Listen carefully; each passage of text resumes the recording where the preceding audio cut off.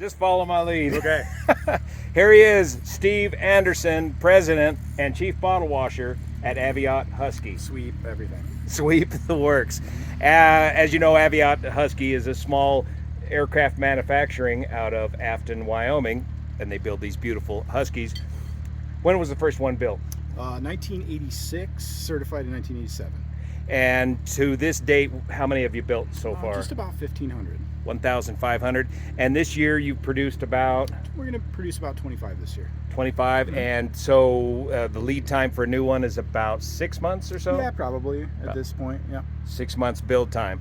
Excellent. And we talk about shortages a lot here in the industry on this channel. One of them is going to be skilled labor, A&Ps, that sort of thing. Mm-hmm. One of the things you're looking for is welders, right? Yeah, we've been looking for some welders, and recently we've had a little bit of luck finding a welder or two, so hopefully we continue to, on that trend. But you're willing to, you don't need to be an A&P, you're willing to train a guy up ab initio. Yeah, you bet. We have a few A&Ps on site, but for the most part it's all controlled by the FAA quality system, and so a guy doesn't need to be an A&P to come to work and build airplanes. Fantastic. And can you tell us about how many employees you employ there in Afton? Yeah, I think we're about 53 or 4 right now. All hand-built aircraft and beautiful, beautiful quality. So because everybody's buying the new airplanes, you don't have a brand new one to show us here today. I don't. Closest thing I have is 15 Hotel Yankee here. And, the shoemaker has no shoes, yeah. You see. So it's a good problem to have. It's a good problem to have. And so what year is this one we're going to look at? This one is I believe this is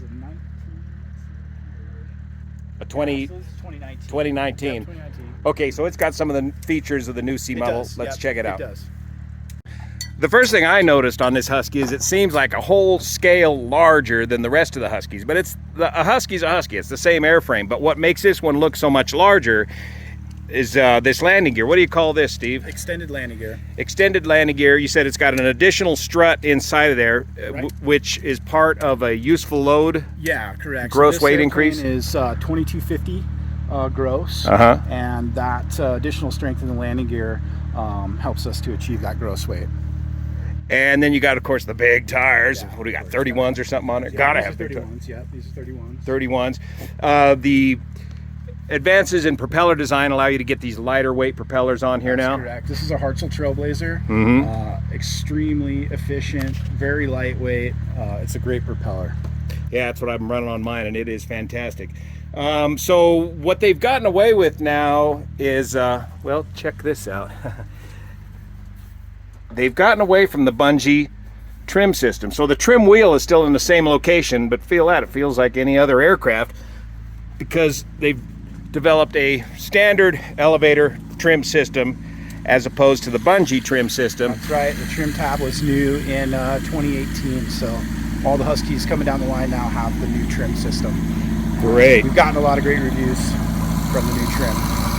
And then show us about these seats here. And this is standard now for all the newer Huskies. For all the new airplanes. So we've done a few things. We've made the back of the front seat, we've given it the ability to lean forward, so it's a lot easier to load people in the back seat. In addition to that, now this seat adjusts. So in the old days of the Husky, we used to use cushions in order to get people placed where they needed to be to fly the airplane, and that was a problem for a lot of people. Couples that maybe share the airplane, maybe one's taller, one's shorter, so they have to carry additional cushions to get their placement correct. So we've done away with that, and now we've got the seat that adjusts. So as it moves aft, it tips back and also drops you down, and when it moves forward, it tips you up a little bit forward and lifts the seat. So much better adjustability for the pilot. Excellent. And back here, this seat, this rear seat clips out quickly now, and correct. You've got a quick release now. Yep. On the rear stick. To take the rear seat out, it's 6 pins. You fold it up, lift it right out, pull this rear stick out. There's a cover that goes on top, and now you have all this room available for cargo. Wow, you could really stuff this thing to the gunnels. And of course you got a baggage door access, standard here, baggage door access here, and it's standard that you have extended baggage. That's correct. 30 pounds back there. Great. And of course it's all what we call the new wing design, which is not so new anymore, but Yeah, this happened in 2005. So the aileron, we deepened the chord of the aileron. That allowed us to shorten the span of the aileron and get better effectivity, and gave us a 60% span flap now instead of the older wing style, which is 50% and 50%. So you get a steeper approach with no increases in airspeed. and the spades are removed because you've got this design here, That's which correct. It's like aerodynamic power steering. right replaces the work of the spade and is probably a little cleaner overall aerodynamically. And you don't hit your head on it. That's right, another scalper. But I still love the vintage. This is from the Call Air design way back when. The really effective, simple use of how to get a Fowler flap design out of a simple bracket like that. And you even get the buggy bumpers. Yeah. Also good to hit your head on. Yeah. So in addition, the last thing that you can't really see on this particular airplane, which was an upgrade in 2012, and Huskies going forward from that point, is the addition of the shock dampeners in the gear. And what that does is that stored energy from the bungee, the initial touchdown is now dampened, so you don't get that heavy rebound like you do in sort of the older Huskies. So if you don't land it just right, you get a little bounce. Yeah. In this airplane, when you touch down, it's done. You got rebound dampening or damping in a pair of shocks. Yep, correct. Outstanding. Yep. Good. Well, thanks so much, Steve Johnson. Thank you, Juan. Correction, Steve Anderson. I'll get it right one of these years. Thank you, Juan. Appreciate it. All right, here comes one now. Right on cue.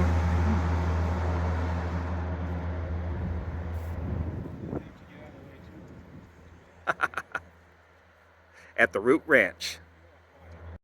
And of course the doors are a little bit bigger on these later models as we get older and bigger to get in and out of these aircraft. Makes it a lot easier. So here's the new seat, man. You are sitting up real tall in this configuration here, and even with this extended gear and the big wheels, I can see over the nose better than on my airplane. Look at that. It feels like a normal airplane. I think for the first time, old-time Husky drivers get in here and feel this and go, wait a minute, something ain't right. But after a flight or two, you immediately take to the new trim system. And if you're a really tall dude now, you can pull this seat all the way back to here. I can't even reach the rudder pedals from here. And I assume if you're taller, you're going to have a taller sitting height too, so you can still see well over the nose. Great adjustability on these new seats. So to get out, if you put the seat all the way back now, it's probably going to be a lot easier.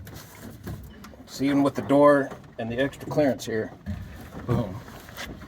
Wow. Easy peasy. Now, in case you're wondering how much these Huskies cost, the new ones, they're competitive with Carbon Cubs. They're upwards of $450,000, and the price of all these different components that go into them continues to go up. These earlier model ones, this one I bought, probably almost 2 years ago now for about $123,000. This is the A1, a 1997 model. So that would be, it used to be you could get one for a little less than $100,000, a really early model one. So anywhere from there up to the new prices will be the price gradation, if you will, depending on year, make, and model and condition. Now, one of the neat things about Aviat Husky being a going concern is that they can rebuild one of these aircraft. So if you could find one that needs a rebuild, they can restore it for you for probably considerably less than the cost of a new one. Which this one has been through the factory twice and comes out with a beautiful fit and finish. The first rebuild was a major, extensive rebuild, complete recover job in the works, and some upgrades to some of the weldments on the landing gear.